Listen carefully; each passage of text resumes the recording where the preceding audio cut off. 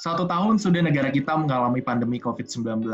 Sudah 1,34 juta orang terjangkit COVID-19 di Indonesia dan 114 juta orang terjangkit di seluruh dunia. Sebagai informasi resmi dari HCM untuk disampaikan kepada rekan-rekan semua, sampai saat ini ada total 51 orang yang terpapar COVID-19 di area Jawa Bali. Program vaksin sudah dilakukan oleh seluruh negara di dunia termasuk di Indonesia. Apakah kita akan segera meniup lilin first anniversary COVID-19 ini dan tidak ada anniversary berikutnya? Saat ini kita mau mendengarkan kisah dari salah satu teman, sahabat, keluarga kita yang menjadi penyintas COVID-19 beberapa waktu yang lalu. Apa yang beliau rasakan, bagaimana proses penyembuhannya, dan bagaimana setelah sembuh. Tanpa berlama-lama, kita sambut Mas Fahmi Kemal Islami, RTPO Pamekasan. Kepada Mas Kemal, waktu dan tempat kami persilakan. Ya, terima kasih host, Mas Rino, buat Dian, Mbak Ade. Izin Bu Juanita, Pak Permata, Senior Leader, host, dan rekan lainnya. Terima kasih sebelumnya kepada tim Rabu Sinau yang telah mengizinkan saya sharing pengalaman sebagai penyintas COVID di momen ini. Terima kasih saya ucapkan juga kepada Pak Samuel, Pak Permata, Pak Budi Capanto selaku atasan yang support selalu atas kondisi saya. Serta tim HCM, Pak Lukito, Mbak Ade, Dr. Jimmy, dan tidak lupa doa dari teman-teman semua. Kondisi pandemi COVID-19 menghadapkan kita akan kesiapan imun tubuh kita terhadap penyakit ini. Namun perlu diingat, tidak hanya imun yang dikelola, namun respons kita terhadap mental kita juga. Pola hidup yang sehat seperti tidur, istirahat, yang cukup olahraga, dan secara ringan teratur juga sangat penting menerapkan standar prokes yang telah ditetapkan pemerintah. Dalam 10 menit ke depan, saya akan bercerita tentang saya sebagai penyintas COVID. Yang pertama, histori dan gejala. Saya kena di bulan Juni 2020 dalam peristiwa pengobatan penyakit lain di rumah sakit di Surabaya. Setelah pulang dari pengobatan, adapun gejala yang saya rasakan adalah panas tinggi, seperti roller coaster, ada gelitik-gelitik tajam di tenggorokan yang sangat menusuk, cepat lelah, sering ngos-ngosan, makan apapun rasanya baunya itu khas COVID. Dalam 5 hari saya hanya makan pisang dan buah-buahan, artinya tidak bisa makan normal. Mulai aware ketika makan apapun rasanya nggak enak, jadi kayaknya saya ada masalah nih gitu kan. Saya akhirnya telepon atasan saya, Pak Permata, saya ngobrol lama dengan beliau, ternyata setelah ngobrol lama saya batuk-batuk parah, dan itu saya baru merasakan bahwa ini kayaknya ada yang nggak beres nih, kata Pak Permata, coba kamu cek. Nah, akhirnya saya tes rapid dan reaktif ternyata. Mulai masuk rumah sakit, ada rumah sakit paru di Kabupaten Pamekasan sini, dan saya swab tes ternyata positif. Yang mengejutkan adalah hasil ronsen paru-paru saya sudah 90% sebelah kiri dan kanan 75% putih, yang kita tahu bahwa itu sudah infeksi.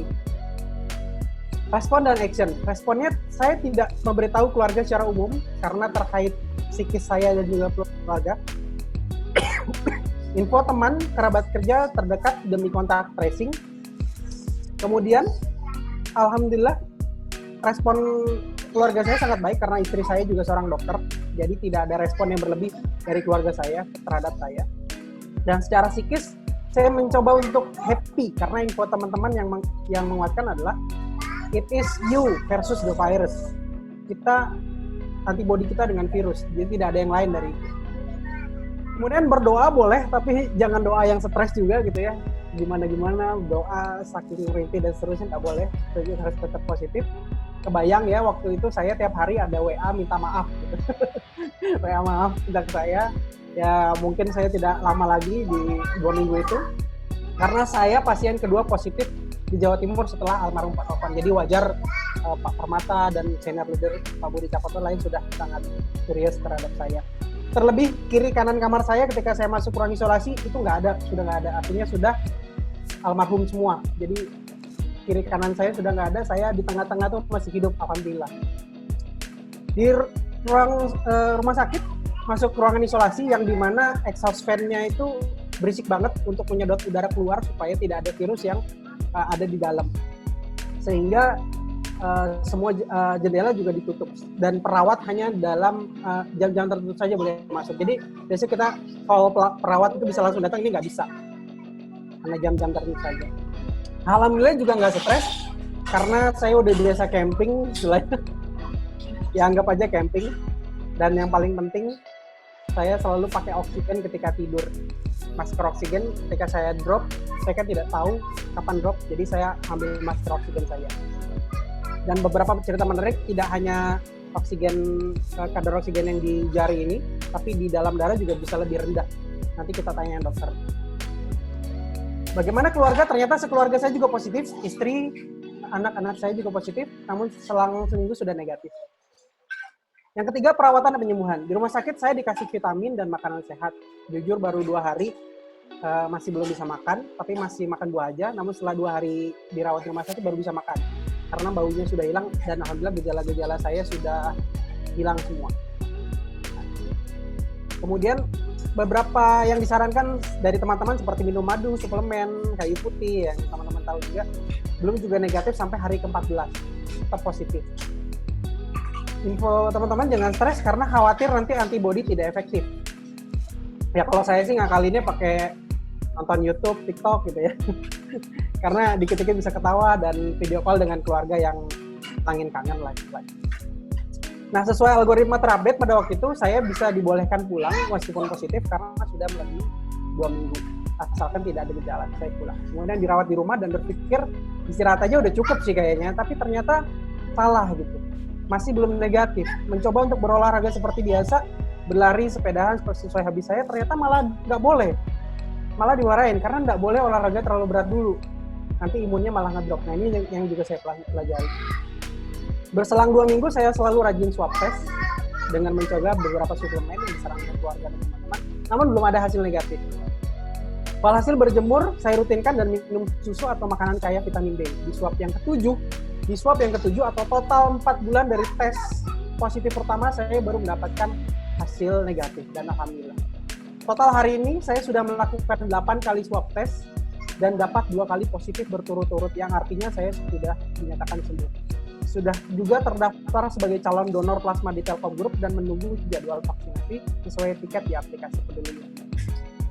Terima kasih, itu saja yang dapat saya sampaikan. Mudah-mudahan melalui materi Pak Dokter nanti akan lebih dijelaskan pola hidup adaptif dalam masa pandemi.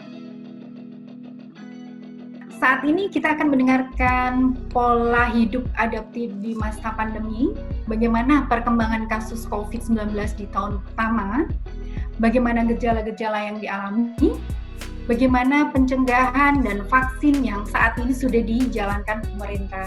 Langsung saja kita akan mendengarkan dari seorang pakar profesional, seorang dokter yang mempunyai banyak prestasi dan pengalaman karir di Indonesia, pria kelahiran tahun 1988 dan lulus Master of Biomedical Science dari Universitas Sultan Agung Semarang, dan saat ini menjabat sebagai Direktur Primaya Hospital. Kita sambut yang meriah Dr. Aditya Nugraha, Master Biomed. Selamat sore rekan-rekan semua di Telkomsel. Semoga hari ini kita masih tetap semangat di sore yang indah ini. Kalau di sini sih masih cerah ya. Saya di Semarang. Semoga di sana juga sama-sama cerah nih. Nah, sebelumnya perkenalkan saya Dr. Aditya Nugraha. Saya selaku Direktur di Primaya Hospital Semarang saat ini. Sekaligus saya juga ikut terlibat di dalam tim peneliti untuk terapi terhadap COVID-19 yang saat ini sudah memasuki ke clinical trial dunia. Jadi bisa jadi nih Indonesia jadi salah satu negara pertama yang bisa menemukan treatment baru untuk COVID-19 menggunakan secretome stem cell. Oke, saya akan mulai. Nah, ini untuk update saat ini ya di dunia, ini update-nya per tanggal 28 sebetulnya. Kalau kita lihat memang saat ini sudah agak melandai dibandingkan dengan sebelum-sebelumnya, tetapi memang ini tidak bisa kita anggap remeh ataupun kita bilang, oh sekarang sudah ada vaksin nih, tenang nih nanti kedepannya pasti akan turun dan lain sebagainya.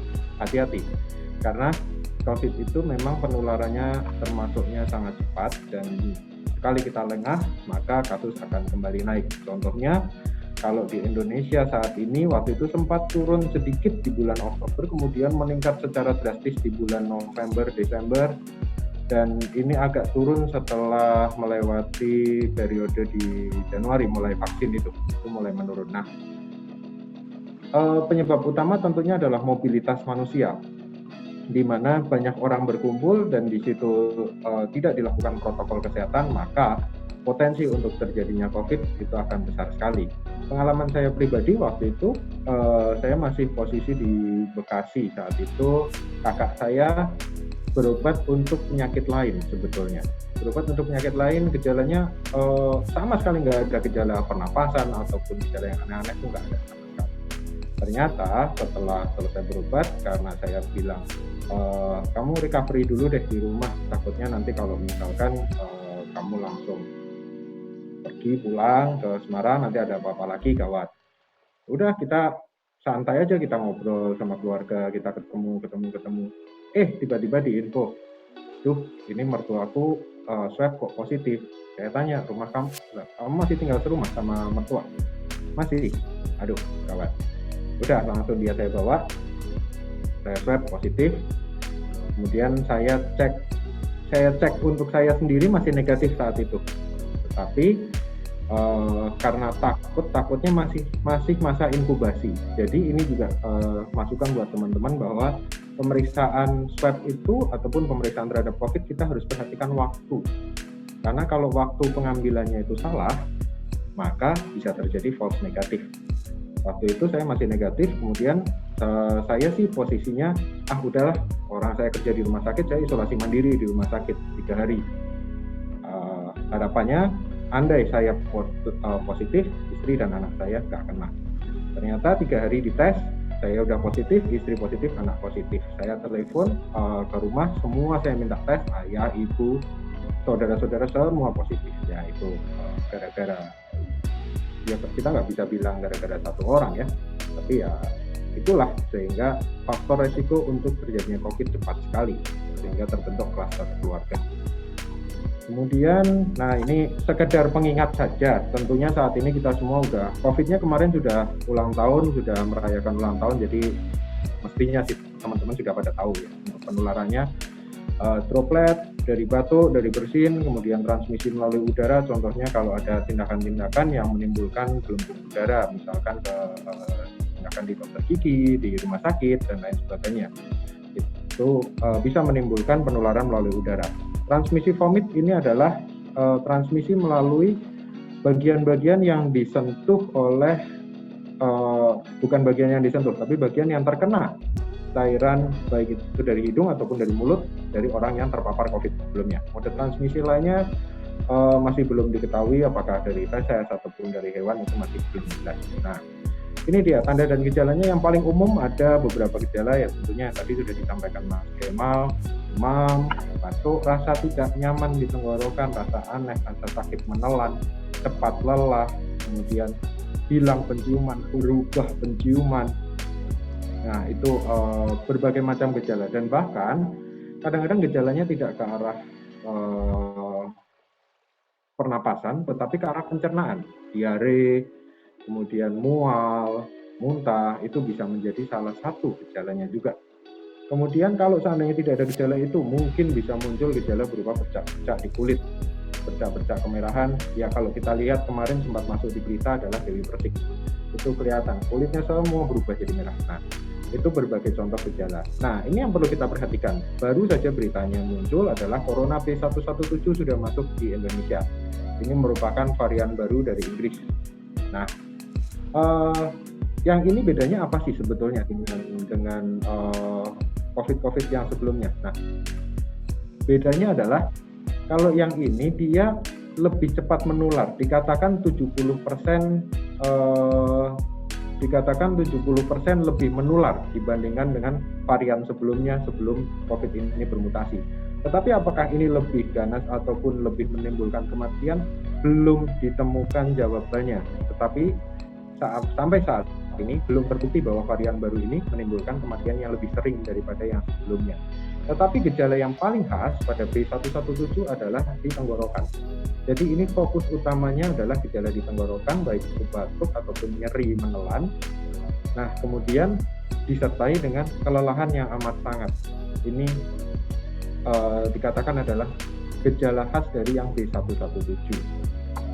Kemudian diagnosa tentunya ya ini juga sudah tahu, gejala klinis, riwayat perjalanan, riwayat kontak dan sebagainya, pemeriksaan penunjangnya ada foto ronsen, CT scan, kemudian PCR ataupun swab tetap menjadi pilihan utama untuk diagnosa. Kalau kita bilang kan sekarang sudah ada swab antigen dok, apakah itu akurat? Nah, swab antigen sendiri itu sebetulnya kalau dibilang akurat asal pengambilan waktunya tepat. Nah, karena swab antigen itu kalau misalkan kita mau lakukan pemeriksaan COVID, itu kan kalau dari hasil PCR, dari hasil swab itu muncul yang namanya CT value. Jadi positif CT value berapa, positif CT value berapa, begitu. Nah, semakin tinggi CT value itu dikatakan viral load atau jumlah virusnya semakin sedikit.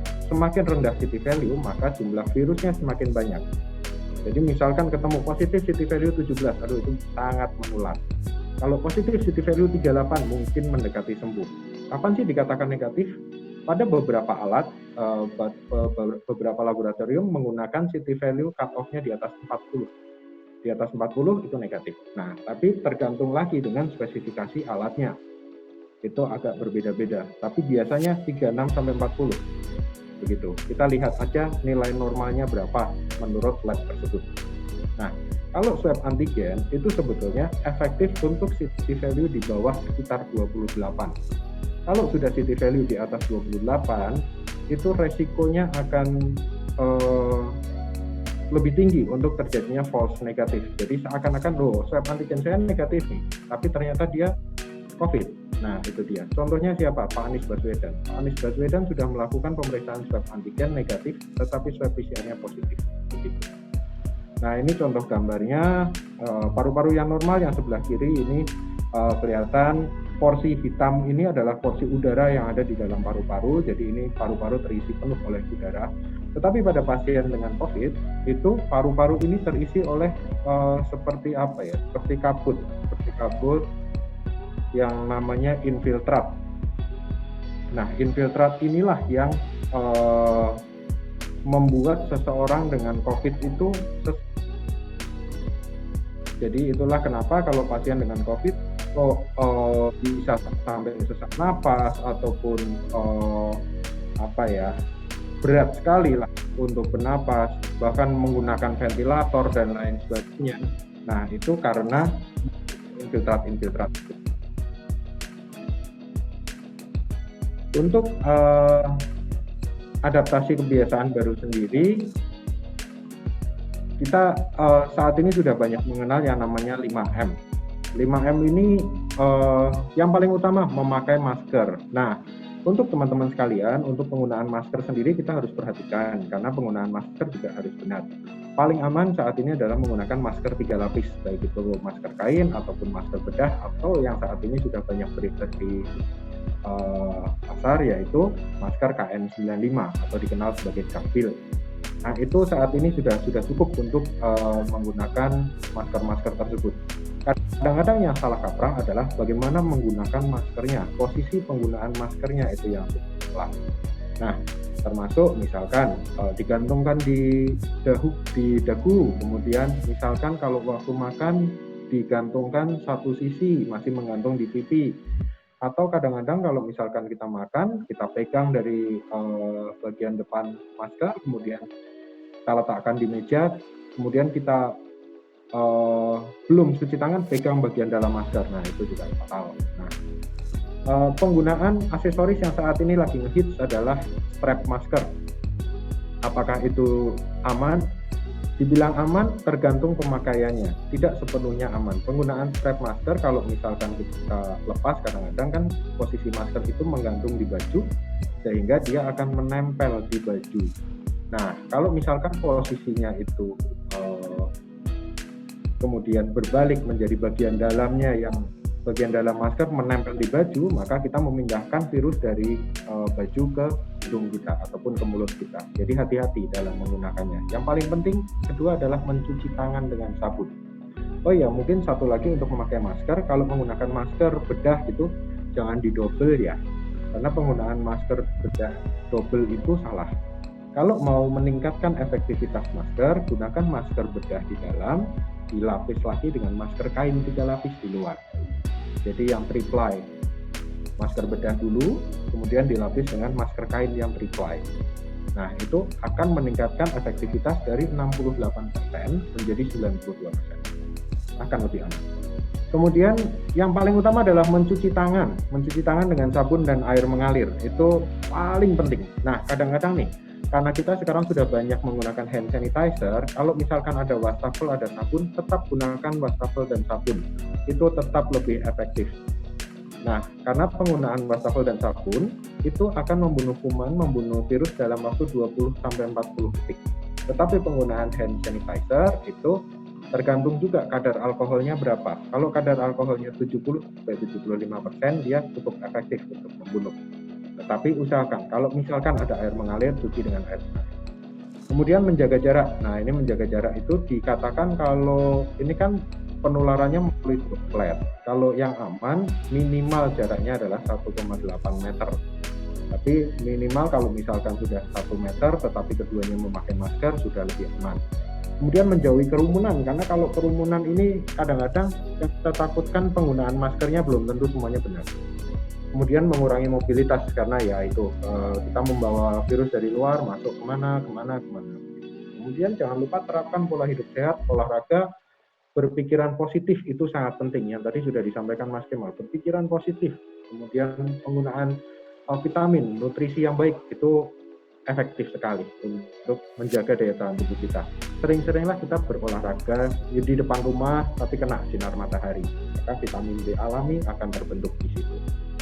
Nah, kalau kita punya alat-alat pribadi, gunakan alat pribadi sendiri. Misalkan kita sholat, kemudian kita makan di luar, misalkan bawa alat makan sendiri, kemudian alat ibadah sendiri, seperti itu.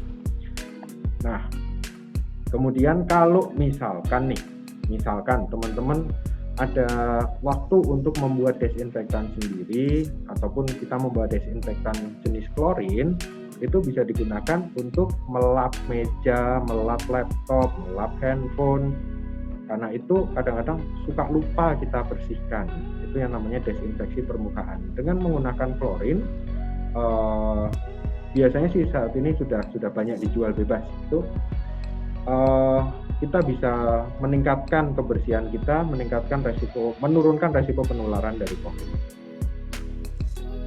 Ya, kemudian kita ngobrol soal antibodi COVID, ini juga lagi ngetren sekarang. Apakah pasien yang terkena COVID itu pasti kebal? Yang sudah pernah terkena COVID pasti kebal? Jawabannya belum tentu.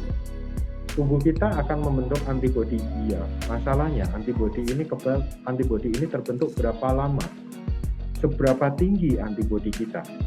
Kalau misalkan kita bilang setelah kena COVID misalkan, Mas Kemal sudah terdaftar sebagai donor plasma, tentunya antibodi yang terbentuk itu sudah bagus di situ. Paling ideal di atas 100. Tetapi untuk donor plasma kalau di Jakarta di atas 30 sudah cukup. Nah, kalau kita di atas 100 itu bisa dikatakan aman-aman. Masalahnya adalah berapa lama kadar kita akan tetap 100. Karena dikatakan dalam penelitian di Belanda, kemudian penelitian di Jerman, itu antibodi ini bertahan kurang lebih 6 bulan. Jadi setelah 6 bulan ditakutkan dia akan mulai menurun dan kita akan beresiko kembali untuk terkena. Itu yang kenapa kita tidak boleh meninggalkan 5M. Nah, kemudian yang tadi ya, jika tidak kebal, berapa lama kekebalan akan bertahan? Ya kurang lebih sekitar 6 bulan.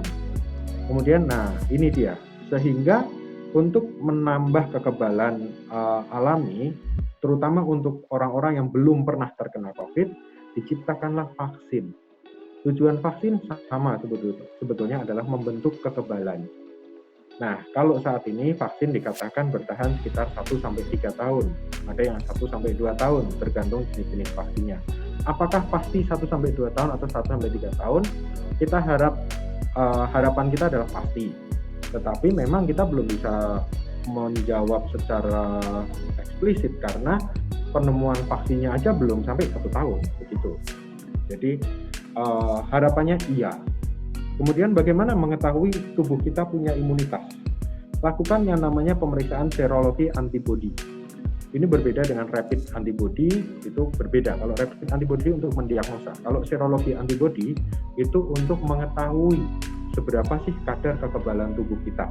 Ini contohnya waktu itu saya lakukan pemeriksaan di sini antibodi saya terhadap virus COVID waktu itu 1 minggu sesudah sembuh adalah 24,74. Ini masih rendah. Saya belum sampai 100, bahkan untuk donor plasma pun juga belum boleh. Sehingga apakah ini nanti bisa meningkat 1 bulan sesudahnya misalkan? Bisa. Tapi apakah bisa hilang? Bisa. Bagaimana mengetahuinya? Ya periksa lagi. Sampai sekarang memang saya belum pernah periksa lagi. Nah, kemudian ini, handling the COVID-19 pandemic. Ini ada berdasarkan Lowy Institute untuk COVID Performance Index. Ini ada 100 negara yang masuk dalam penelitian ini. Bagaimana sih kita melakukan penanganan terhadap COVID? Top 10 country-nya nomor 1 New Zealand, luar biasa. New Zealand, kemudian Vietnam. Vietnam itu angka kematian terhadap COVID-nya waktu itu, di awal-awal itu 0. Sampai sekarang pun juga angka kematiannya masih sangat. Taiwan pun juga sama. Kalau kita lihat di Facebook, Taiwan salah satu negara yang berhasil lolos pertama kali dari COVID. Kemudian Thailand, Siprus, Rwanda, dan lain sebagainya. Kemudian yang agak mengejutkan adalah Amerika ada di peringkat ke-94. Di situ, padahal Amerika salah satu negara yang paling maju, negara superpower, tetapi peringkatnya 94. Brasil itu yang lebih parah, 98, pernah sampai terjadi kekacauan besar karena banyaknya kasus COVID. Nah, bagaimana posisi Indonesia? Posisi Indonesia kita ada di peringkat ke-85.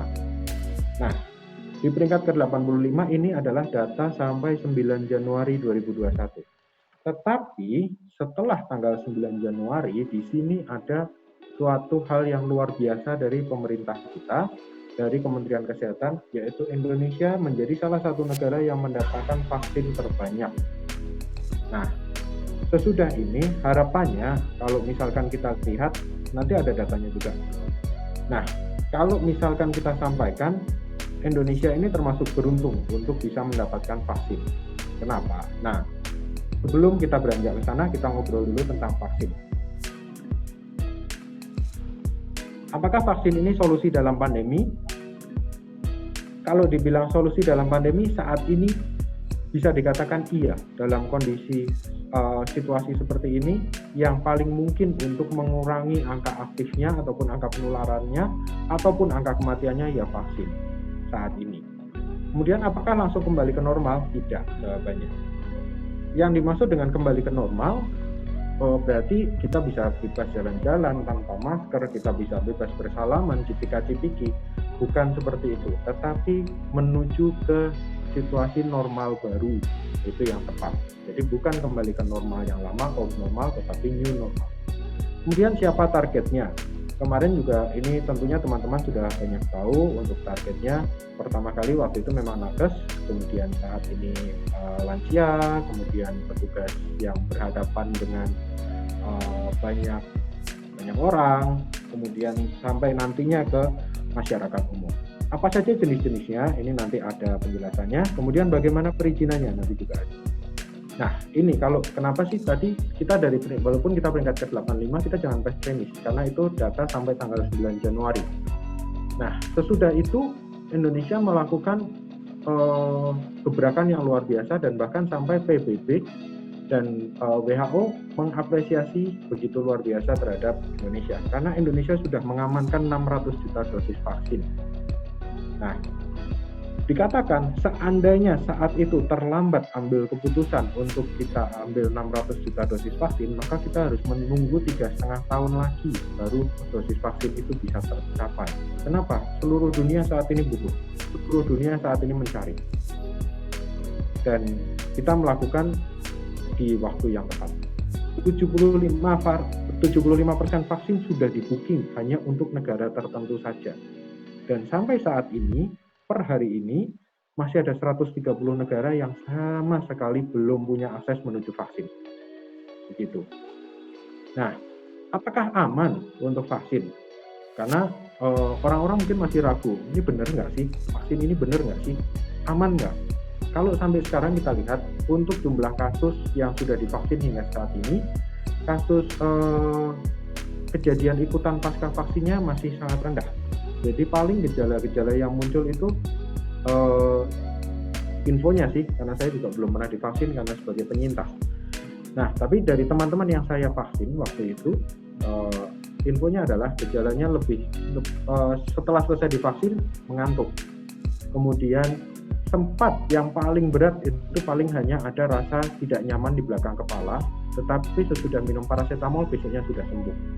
Apakah ada yang sampai demam ataukah sampai menggigil misalnya? Nggak ada sampai sekarang.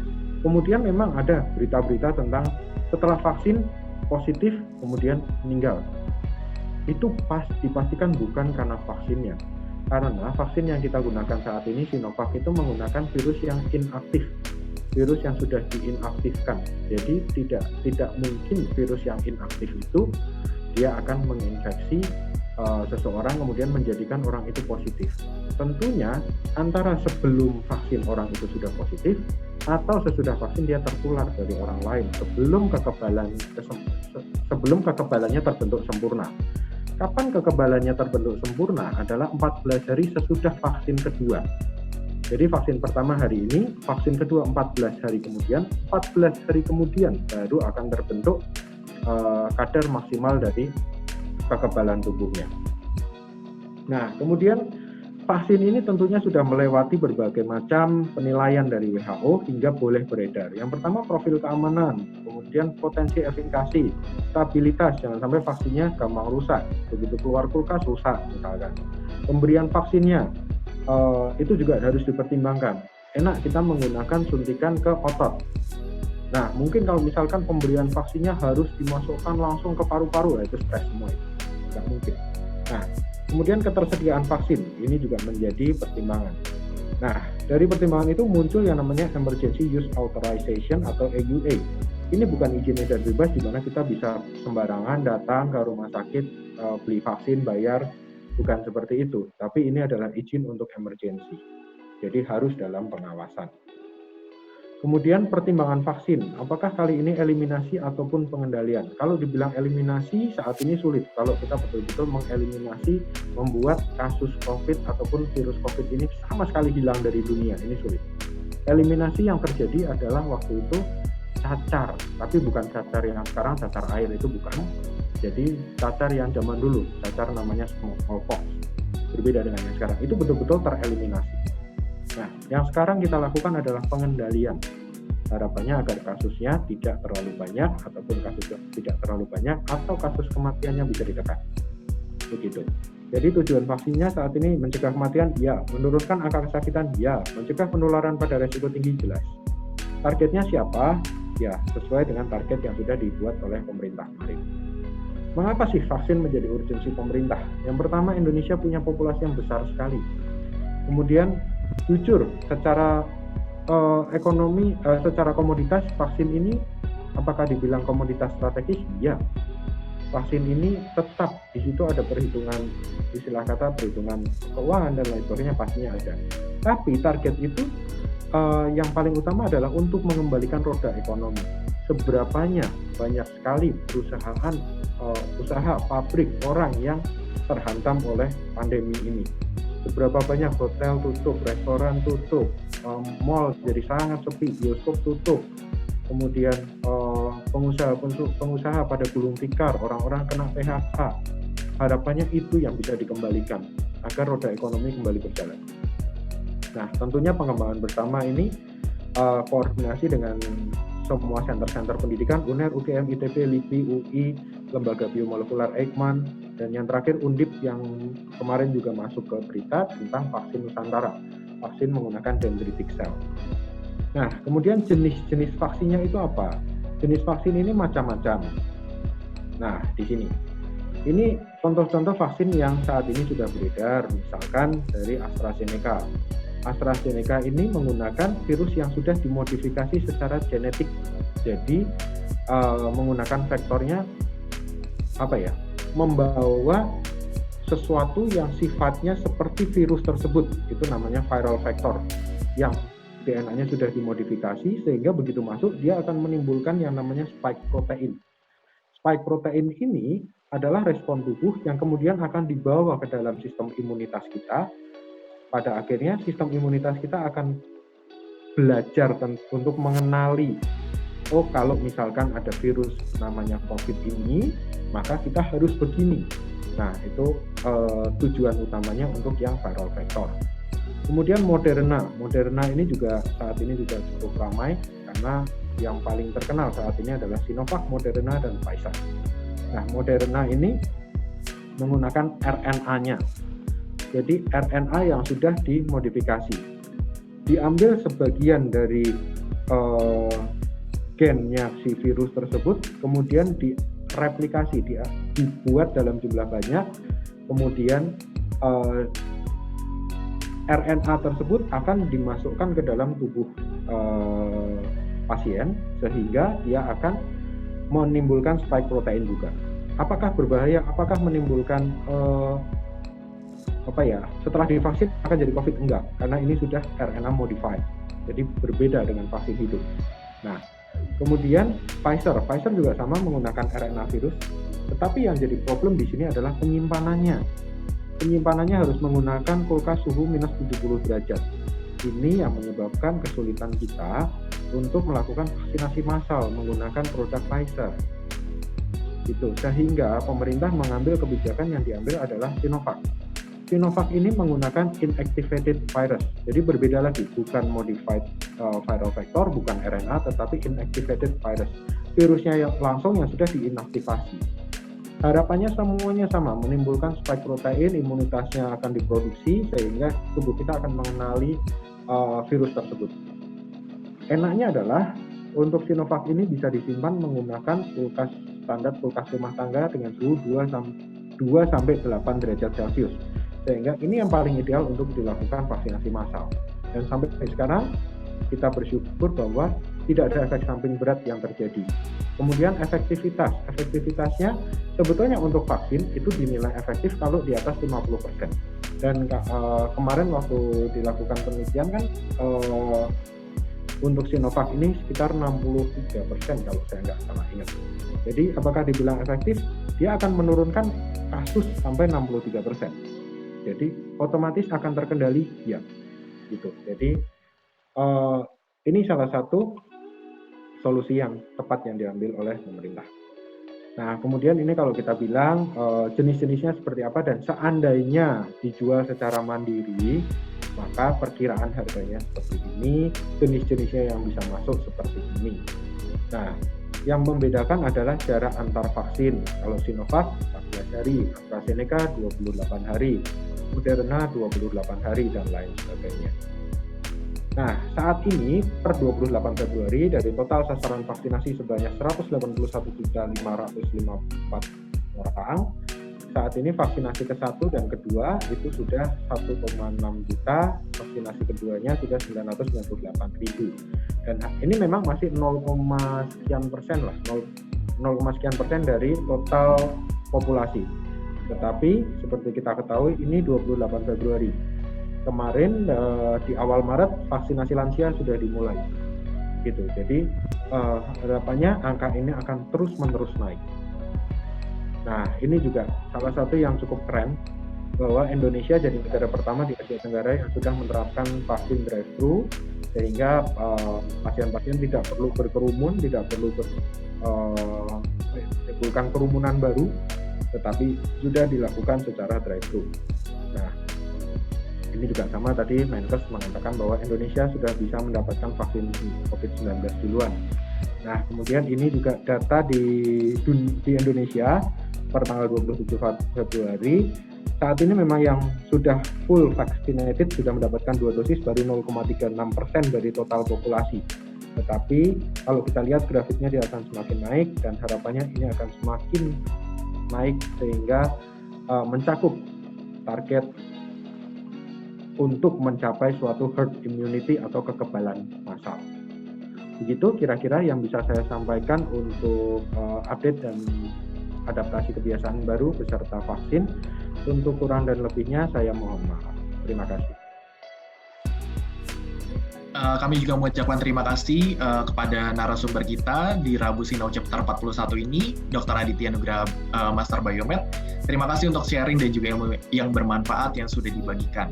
tetap jaga protokol kesehatan, tetap sehat dan bahagia. Sampai jumpa di Rabu Sinau chapter berikutnya. Terima kasih.